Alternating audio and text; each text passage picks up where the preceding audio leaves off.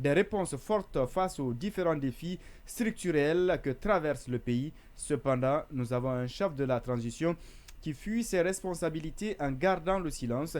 Les Guinéens ont été dupés par le discours du 5 septembre 2021, comme en 2010 avec l'arrivée du professeur Alpha Condé au pouvoir. Un autre message, il est de El Ibrahima Kandiabari.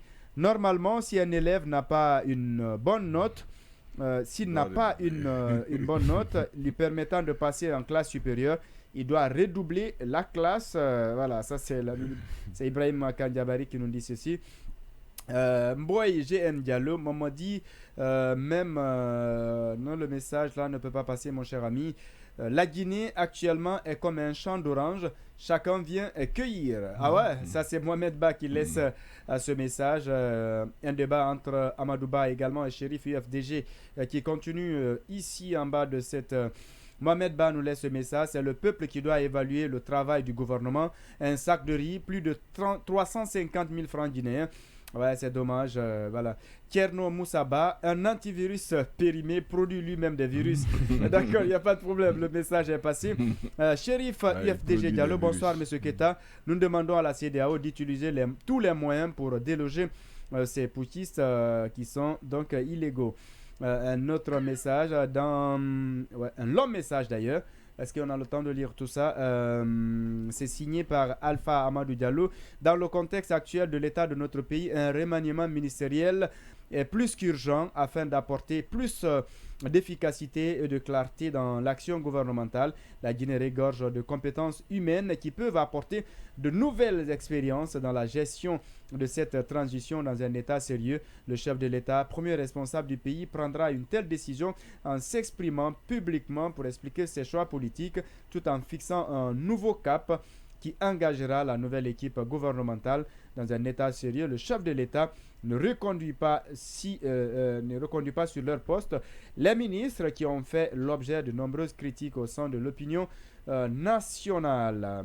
Voilà, beaucoup de messages. Amadou Ba, je soutiens le CNRD, mais cette histoire de notation est ridicule. Ça passe. Un autre message, ils sont nombreux à nous écrire. Malheureusement, on est pris par le temps. On avait prévu de parler de l'insécurité. Tierno, on va quand même dire un mot. Est-ce que ce n'est pas un paradoxe que les militaires soient au pouvoir et qu'on parle d'insécurité galopante? Oui, effectivement, c'est un paradoxe que l'insécurité persiste, mais ça n'a pas besoin de régime. En principe, à tout moment, l'État doit assurer, ça c'est un des droits, la sécurité des personnes et de leurs biens. Ça c'est un des rôles régaliens de l'État. C'est un rôle d'ailleurs qui ne laisse pas quelqu'un d'autre forcément assurer à sa place. C'est pourquoi on a une police, c'est pourquoi on a une gendarmerie. Mais effectivement, ces derniers temps, il y a la recrudescence donc de l'insécurité. On en parle au point qu'on a même l'impression que ça n'intéresse pas beaucoup de personnes. Sinon, les dénonciations ne manquent pas dans la presse des cas d'insécurité. Nous, il y a juste, je pense, 2 jours où la rédactrice en chef, notre rédactrice en chef a été victime de cambriolage en pleine journée. Des gens sont venus s'introduire chez elle et partir avec tout ce qu'ils ont pu prendre en réalité. Et donc, un citoyen qui se retrouve du jour au lendemain avec dépouillé de ses biens. Mais je voulais juste, si vous permettez, placer un mot sur le cas qu'on vient d'évoquer tout à l'heure. Vous savez qu'il y avait l'ancien directeur de la caisse de prévoyance sociale aussi, un directeur qui avait perdu son poste, qui est allé en justice et qui a été blanchi. Bon, enfin, en tout cas, il a gagné le procès. Mais entre-temps, il a déjà perdu son poste. Et c'est le cas du directeur général de DDZ aussi, qui a perdu son poste, qui a été limogé, et quelqu'un l'a remplacé, et la justice dit non, écoutez, vous l'avez limogé, mais de toute façon, il n'a rien à se reprocher. Je pense qu'à un moment donné, il y a parfois aussi des machines à broyer qui sont au niveau de l'administration, qui qui s'en prennent à des directeurs, parfois c'est pour juste placer des hommes. Il y a des réseaux qui sont appuyés jusqu'à la présidence.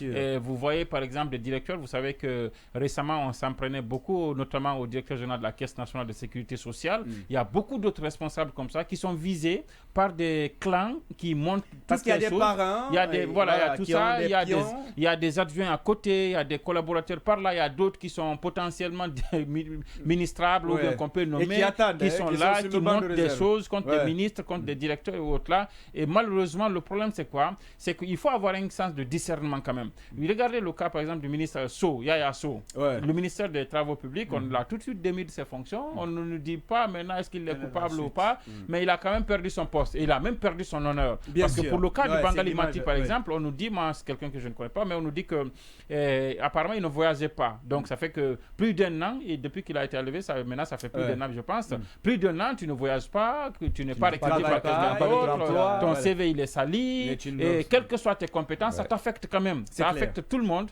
Et je pense que sur ce point-là, il faut qu'au niveau de l'administration publique, on essaye de veiller aussi à ça, à ces machines, à ces broyeuses de compétences qui existent, à ces réseaux tapis dans l'ombre, des gens qui s'en prennent aux meilleurs, à ceux qui ont des esprits éclairés, seulement pour avoir des représentants à la tête des restes. Parce que si on vous parle de la nébuleuse DDG, vous n'allez pas dormir. Parce qu'en réalité, c'est vraiment aussi un autre secteur à problème. Ne plie pas le temps, 30 secondes. Alors, la question sécuritaire, pour moi, je ne suis pas surpris. Et ce matin, dans 12 millions de procureurs, on a fait la démonstration des numéros verts qui ne fonctionnent pas.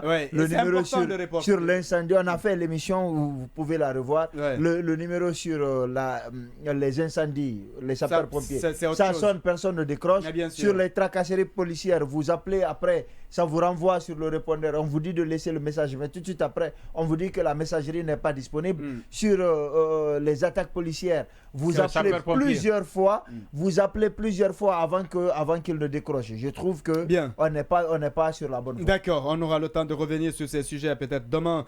Ceux qui nous ont écrit, parce qu'on ne pourra pas lire tous les messages, Monsieur Keita. Est-ce que le colonel Mamadi Doumbouya est un chef militaire qui a une arme létale? C'est Koukonde depuis Sigirin qui nous a laissé ce message. Silla, auditeur Silla de Dabondi, qui nous a laissé Silla Mamadi. Le colonel Mamadi Doumbouya n'a jamais justifié son coup d'État pour une cause de troisième mandat. Il n'y a aucune communication officielle sur ça. Il n'y a pas de problème. Le message, il est passé. Cet autre message, il est signé par qui? Je ne vois pas le nom. Bangali Mati est l'un des cadres guinéens les plus brillants et un des rares à diriger une multinationale en Occident. Il a travaillé de manière quasi bénévole à EDG et il a été recruté par voie de concours organisé par la